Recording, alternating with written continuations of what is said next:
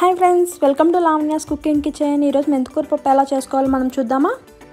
మా పాట్లో ఉన్న మెంతికూర చూసారా ఎంత ఫ్రెష్గా ఉందో.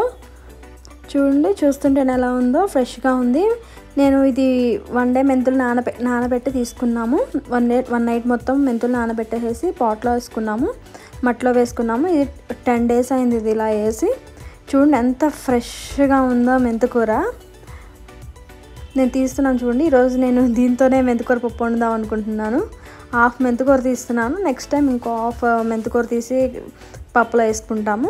చూడండి ఎంత ఫ్రెష్గా ఉందో. ఓకే, ఇప్పుడు మనం పప్పు ఎలా వండుకోవాలో చూద్దామా. 1.5 cup దాల్ తీసుకోవాలి. 1.5 cup దాల్ తీసుకున్నాం. దాన్ని బాగా వాష్ చేసుకున్నాను. నేను 1 ఆనియన్ తీసుకొని బాగా స్లైసెస్గా కట్ చేసుకున్నాను. స్మాల్ పీసెస్గా కట్ చేసుకున్న తర్వాత 3 మిర్చి తీసుకోవాలి, గ్రీన్ మిర్చి. వాటిని కూడా స్మాల్ పీసెస్గా కట్ చేసుకొని దాల్లో యాడ్ చేసుకోవాలి. మన ఈ పీసెస్ని దాల్లో యాడ్ చేసేసుకుందాము, ఆనియన్స్, చిల్లీస్ని. తర్వాత ఇప్పుడు మనం ఫ్రెష్గా ఉన్న మెంతికూర బాగా వాష్ చేసేసుకోవాలి. వాష్ చేసుకొని దీని ఏర్లతో సహా మనం దాల్లో వేసేసుకుందాం. ఇప్పుడు మనం చాలా ప్రోటీన్ ఉంటుంది దీంట్లో. నేను చూసారా ఏర్లు కూడా కట్ వేసేస్తున్నాను. ఏది వేస్ట్ కాకుండా చేస్తున్నాను దాల్ని. చాలా బాగుంటుంది. ఒక్కసారి మీరు ట్రై చేయండి. మీ ఇంట్లో కూడా ఇలా పెంచుకొని 1 టమాటా తీసుకొని దాన్ని కూడా స్లైసెస్గా కట్ చేసుకోవాలి. స్మాల్ స్లైసెస్గా కట్ చేసుకోండి. బాగా స్మాల్గా కట్ చేసుకోండి. కట్ చేసేసుకున్న తర్వాత ఇది కూడా మనం బాగా స్లైసెస్గా కట్ చేసుకున్నాక మనం దాల్లో యాడ్ చేసుకుందాం. 1/2 teaspoon పసుపు వేసుకుందాం. తర్వాత 1.5 spoon కారం, కొంచెం చింతపండు వేసుకొని బాగా మిక్స్ చేసుకుందాం. మనం ఇప్పుడు బాగా మిక్స్ చేసేసిన తర్వాత మనం క్యాప్ పెట్టేసుకుందాం. కుక్కర్ విజిల్ పెట్టేసుకుందాం. ఇప్పుడు నేను స్టవ్ మీద కుక్కర్ పెట్టేసుకుందాం. మనం 4 విజిల్స్ వచ్చేదాకా వెయిట్ చేద్దాం. ఇప్పుడు 4 విజిల్స్ వచ్చేసాయి. నేను సైడ్ పెట్టుకుంటాను 15 minutes, ఎందుకంటే ఆ ప్రెజర్ అంతా పోయే వరకు.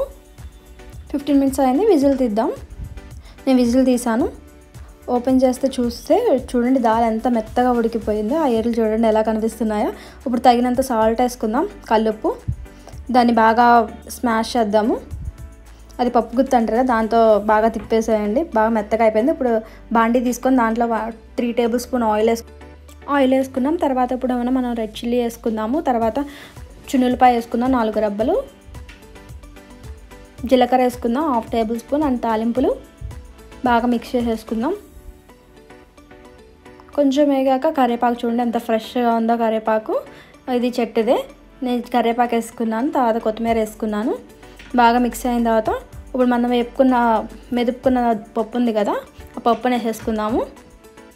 ఇప్పుడు మిగిలినంతా మనం వాటర్తో తిప్పేసి అది కూడా పోసేసుకుంటున్నాను నేను. బాగా మిక్స్ చేయండి. చూడండి ఎంత బాగుందో. స్మెల్ అయితే బాగా వస్తుంది. దాల్ బాగా వస్తుంది. నేను పక్క పొయ్యి మీద రైస్ కూడా పెట్టుకున్నాను. రైస్ కూడా ఉడికిపోయింది. ఇప్పుడు మనం ఈ 2 సర్వ్ చేసుకుందాము. దాలు వడియాలు ఎంత ఎమ్మీగా ఉంటుందో కదా తింటుంటే. కదా చాలామంది అనుకుంటారు దాల్ తింటే, పప్పు తింటే గ్యాస్ వస్తుంది, గ్యాస్ ఫామ్ అవుతుందని చాలా మంది తినరు అలాగా. కానీ నేను ఒక చిన్న చిట్కా చెప్తాను మీకు. ఆ పప్పు వండుకునేటప్పుడే చిన్న అల్లం ముక్క అండ్ జీలకర్ర ఉంటుంది కదా, జీలకర్ర ఒక 1/2 teaspoon వేసుకోండి. దాంట్లో వేసుకొని పప్పు వండుకున్నారంటే గ్యాస్ ఏ ఫామ్, ఫ్రీగా డైజెషన్ అయిపోతుంది మీకు. ఒక్కసారి అలా ట్రై చేయండి. ట్రై చేసిన తర్వాత అప్పుడు చెప్పండి ఓకే ఇలా వర్కౌట్ అవ్వట్లేదని. కదా చూడండి నాకైతే వర్కౌట్ అయ్యింది. చూడండి ఎంత ఎమ్మీగా ఉందో ఈ కర్రీ. మెంతికూర పప్పు చేయడం ఎలా చూసేసారు కదా. Please like, share and subscribe Lavanya's cooking kitchen.